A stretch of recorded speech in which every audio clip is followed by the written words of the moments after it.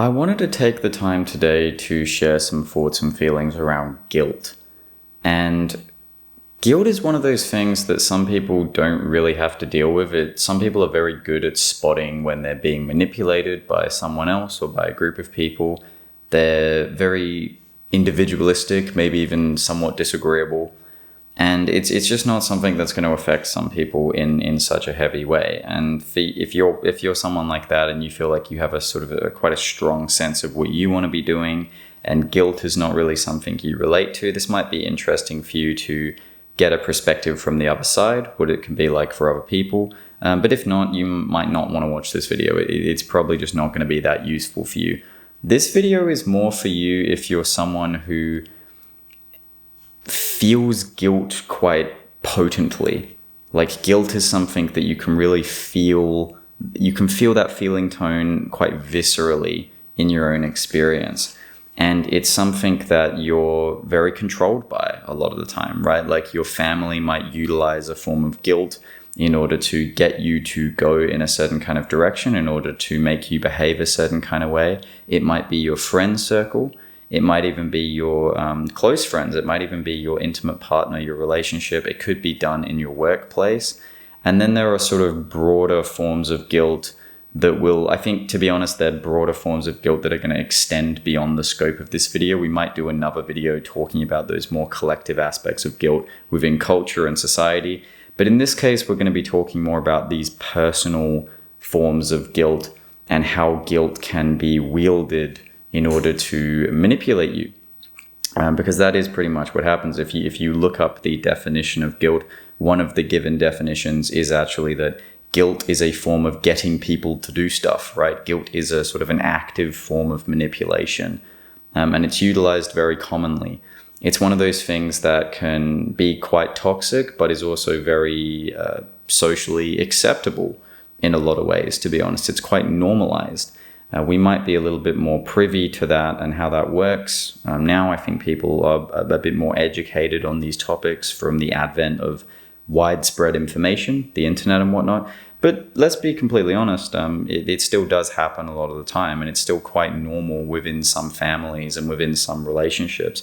There's usually, from what I can see, one person who tends to be more of a guilter, and then there tends to be more of a guilty. And the basic motif behind that is, you're probably going to have someone who's more agreeable and more caring, someone who actually wants to do the right thing, so to speak. And that can be an excellent quality, but there's also chinks in that armor. There can be kind of a vulnerability there, and it can make you... It can end up you becoming a host to a form of sort of manipulation. You might have someone who, I'm picturing just off the top of my head, the sort of classic example of a woman in a relationship who really wants to do the right thing by her partner, but her partner's sort of a classical piece of shit who just sort of like manipulates her into all the things that he wants, and he's basically just selfish or narcissistic. It's an odd combination where people who can be quite caring and quite loving can attract people who are quite selfish like that. It seems to just be like a universal pattern a lot of the time. So anyway, with that being said, let's talk about guilt from a couple of different perspectives, and then we'll sort of get into, after we've covered those, we'll get a little bit into how guilt can really act as a major hindrance for you becoming who you truly are. If you're someone who deals with guilt, if you're someone who feels guilt quite strongly, if it's kind of a frequent thing in your life, particularly if you're someone who you've noticed this reoccur in different relationships again and again and again, this is going to be really useful for you. So stay tuned for the end of this video. So the first way that I want to talk about guilt, the first definition we want to give, is what I would refer to as sort of active guilt. So this is more the guilt that's wielded, and it's wielded consciously. Now, it might not be wielded consciously in the way that it's subject to a very thorough sort of moral evaluation of the people who are doing so. That's definitely not the case most of the time. But nevertheless, there are a lot of people who wield guilt in some way, right? It is actually a tool. We said at the beginning of the video that if we can't get someone to do something by force, if resistance from the outset doesn't work, guilt is, I think, the second option that will occur there. Guilt is quite a dense feeling tone, so it's something where it's quite easy to translate, or sort of, it's quite easy to transfer the feeling of guilt to someone else. Although it's a funny thing, because you can't give the feeling of guilt to someone else, but you're going to say something, you're going to communicate or express a feeling to someone else. And that feeling the idea behind it is that it's going to trigger the feeling of guilt within them. And it works as kind of a roundabout way to manipulate someone to do something. So again, you might have the example of you're trying to get someone to do something that you want, and they won't do it.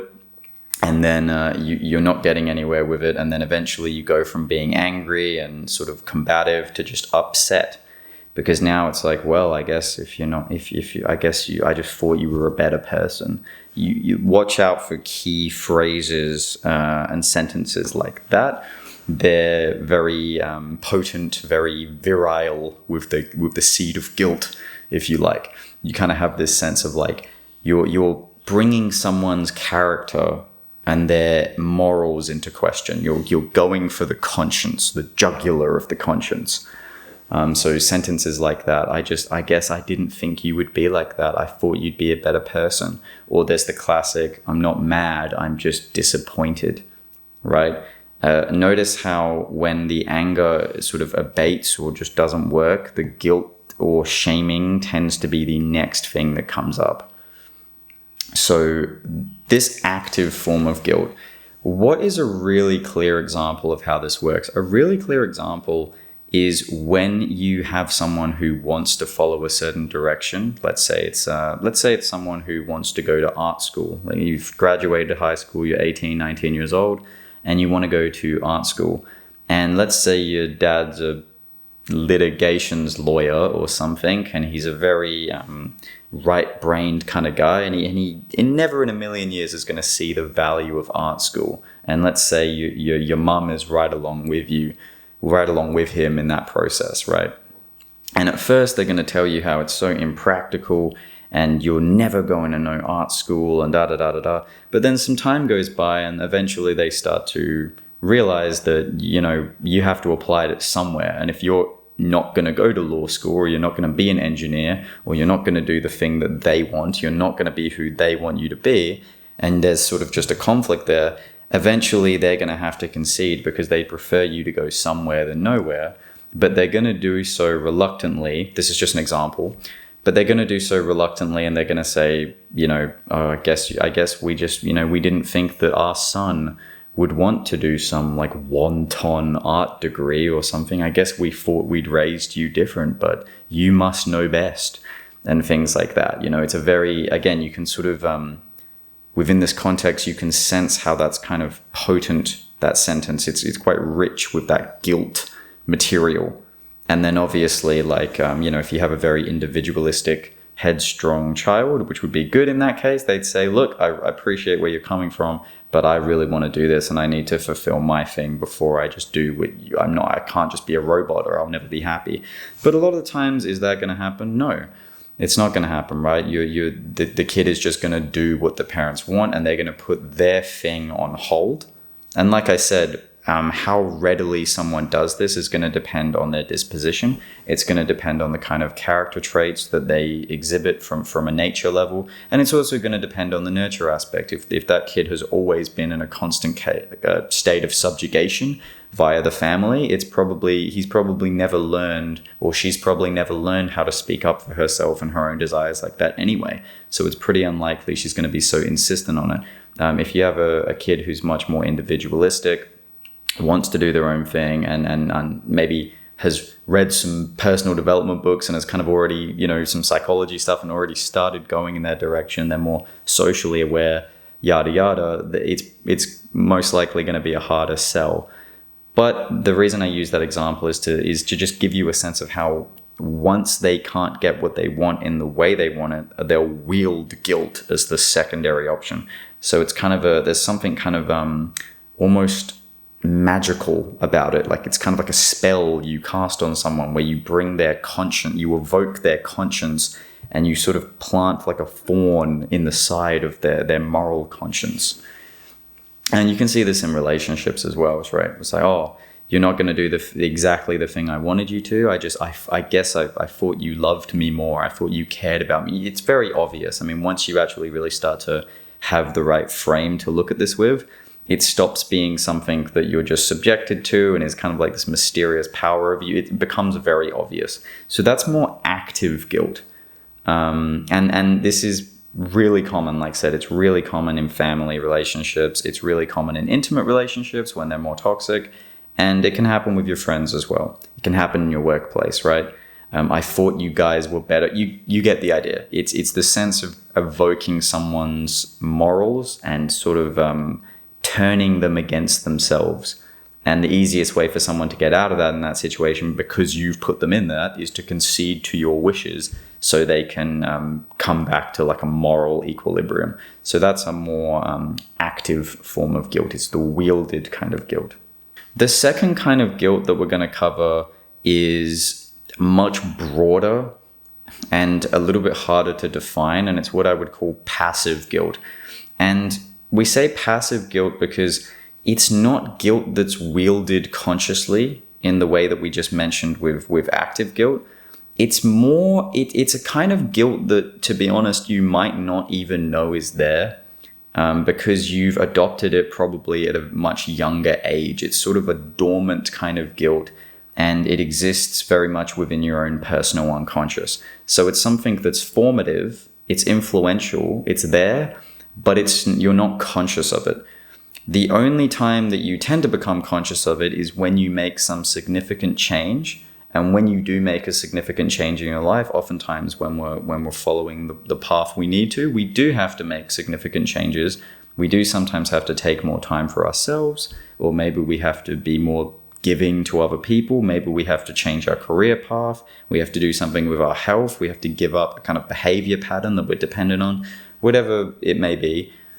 When we take our psyche out of equilibrium, that these dormant or sort of more passive qualities that, like I said, are influential and formative, but we're not conscious of, they tend to surface then.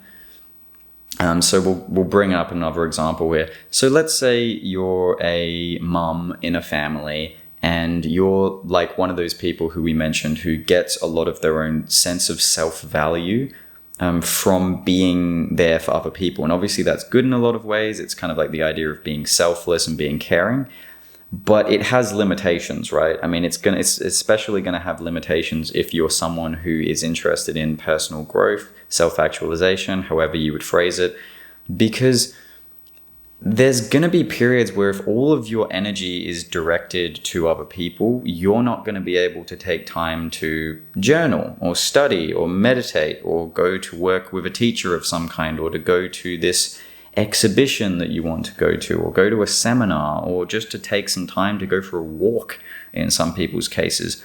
If all of your energy is bound up with other people, and even though that might be for a good reason in a lot of cases, if you don't have any for yourself, it can eventually just get to this point where you're reaching a ceiling, basically. And when libido is not able to find a more appropriate expression, it tends to, you can try to repress and suppress it, but it will make itself known in other ways. You'll have crazy dreams, or you have weird physical symptoms, or it will come out in the things you say with other people. You see this a lot of the time, right? You're talking to someone and you don't think anything of it. You say a joke or something, they snap.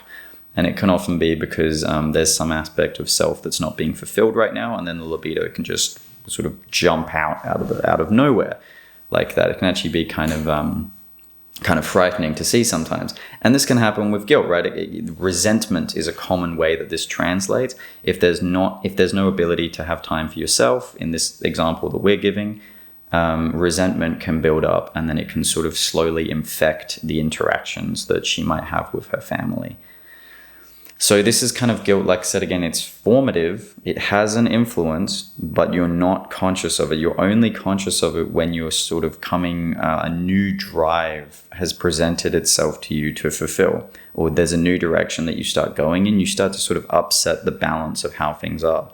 When you're going through this growth process, when you're individuating, however you'd like to phrase that, there are going to be different aspects of life that you're fulfilling. The idea that you're just one way and you're just always going to be one way, and that's always the way things are, and that's always the way things have been, that's not a growth-oriented life. That's a very static, sort of mass mob mindset, unconsciously minded life, right? The idea that things are just this way and I'm just that way and I've always been that way and I'll always be this way. It's like, no, there are going to be different drives that come up. There are going to be different things that you recognize. And a lot of the deepest truths that you'll come to in this life are maybe going to be things that can be quite difficult to unearth a lot of the time. And that's another way that this passive guilt can exist. You might have dormant feelings of frustration, disconnection, difficulty with, let's say, your family, but you're not able to actually contact those true feelings because they're enshelled with this kind of guilt a lot of the time. Because if you go too close there, we won't get into all the intrapsychic relations of how that can work in a family in this video because it's way beyond the scope here. But what can actually happen is those unconscious feelings of guilt exist as within the family unconscious, not just your personal unconscious. So there's kind of rules in a family sometimes, that they're covert contracts, if you like, and the rules can be very much along the lines of we're not allowed to speak to dad about these things. We just all kind of know that. We're not allowed to talk about cousin Jenny's opiate habit or whatever.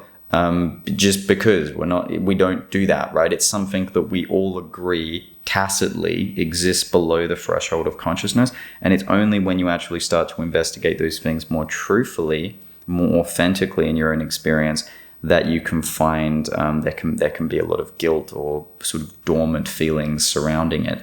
And you might wonder, like, well, why do you even actually need to go towards those more authentic or true feelings? And it's for the reasons we've discussed before. If you're individuating, if you're growing in yourself, your true thoughts and feelings towards subject matters, they are very rich, very vital thoughts and feelings. When you get close to how you truly think about something and feel about something, it's a very vital energy force, and that energy force is vivifying. It can be poured into your art, how you interact with other people, your own inner practice, just your very experience of life and being itself is very highly informed by authentic thoughts and feelings. And if they're blocked by dormant feelings that have been suppressed or repressed for years, maybe even decades, you're going to be definitely missing out on being able to come more in touch with yourself, as we would really want for you if you're on this path. So that's passive guilt in a nutshell.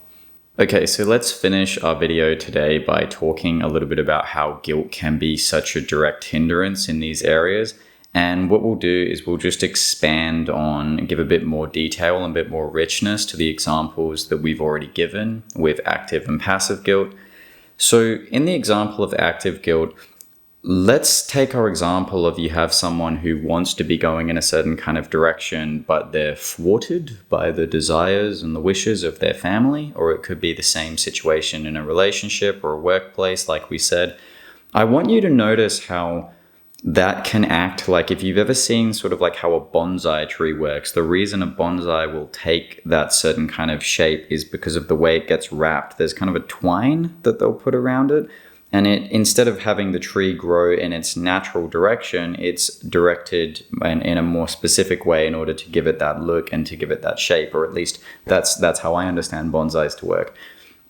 So I want you to sort of see in that analogy how it's the same here. In the bonsai case, it's obviously a positive outcome, but in this outcome, the outcome of the person is only positive towards the people who want to mold it in that direction. There's no such thing as a sort of rich, fulfilling life if it's just directed by other people, because it's not really your life, right? So like we've already explained in that example, I want you to see how in that case, if that guy could not follow his direction with art, or maybe it's the other way around, and he was more logically minded and he wanted to follow the direction of doing something more right-headed like mathematics, and his parents, they were like liberal hippies or whatever, right? That's going to be a massive hindrance to him being able to become who he truly is, for the direct reason that he's not able to follow the life path that he wants, which for some people Some people are better assimilating to groups. I mean, there's even a personality trait known as politeness. Some people are better at adhering to institutions and the rules and regulations of institutions. So some people don't notice that this has been happening for them for a very long time. Take someone like me. I'm very low in that politeness marker. So for me, it's very difficult to adhere to something if I don't align with it, or if I don't agree with it, or particularly if I can't question it directly. That's going to be a real problem for me. So I'm not so much in risk of being guilted in that way. But you can sort of see how that can act as a hindering force. It can pretty much just take your whole life in a direction that you don't really care about. And then on the subtler levels there, you have the learnt behavior of not really being able to listen to yourself. It teaches you over time that your own thoughts and feelings and opinions are of lower value than the needs of the group. And although in certain circumstances there's value and necessity to that, and in another way, if it's just overtly that way from when you're a child, obviously that's going to be a really hindering and preventative thing for you to be able to actualize who you truly are. So there's a more fleshed out example of the active side. With the passive side, I think we've pretty much already covered what we need to with it.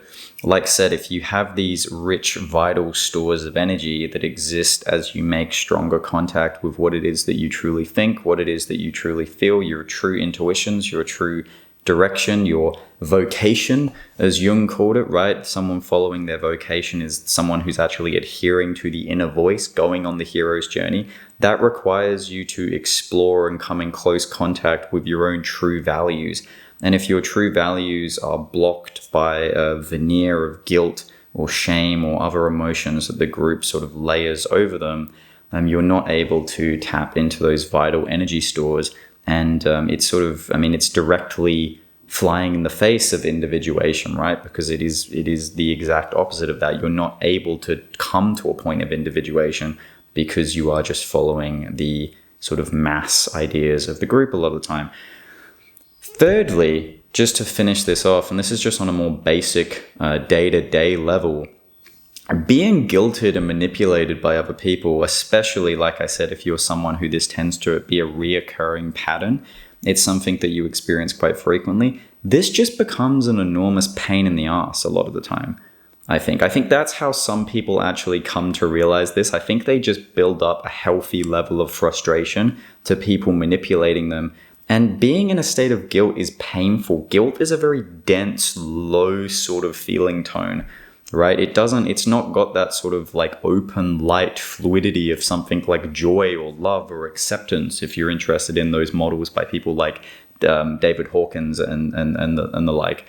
It's not got that. It's very dense. It's very confining. And although it might be better, having a sense of guilt, for example, is a more vital energy form than having something like complete apathy, where there's no motive, there's no direction whatsoever. At least feeling bad about doing nothing might be higher than that, but it's still a very low sort of state. So I think that's what we'll finish off with, is just say that guilt is just a very painful kind of thing to feel. And I really do empathize with you if you're someone who's dealing with this a lot. Like we said, the point behind this video is not to give you like a step-by-step, here's the 3 ways you can deal with guilt. We might do more practical stuff on this topic if people want to hear that later on.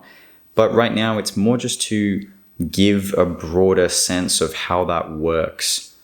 And when you have a broader sense of how it works, when you have more reference material in your arsenal, in your information field, you start to sort of pick up and accumulate these insights, and this information starts to form something in yourself. So for you, this might just be what you need to hear. You might need to see how this works and plays out more energetically, more psychologically.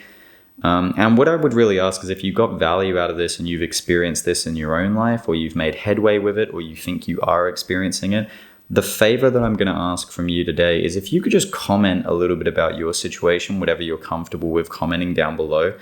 It can be really helpful for people to hear this from a presentation standpoint, something that's more fleshed out. It can also be just as helpful for people to hear it from an anecdotal standpoint. If someone can go down below and see that other people are experiencing this or have experienced these kind of things with guilt, and how it relates to your own self-growth process, that's going to be equally helpful. So if you could do that, if you feel comfortable with doing that, I would really appreciate that as well.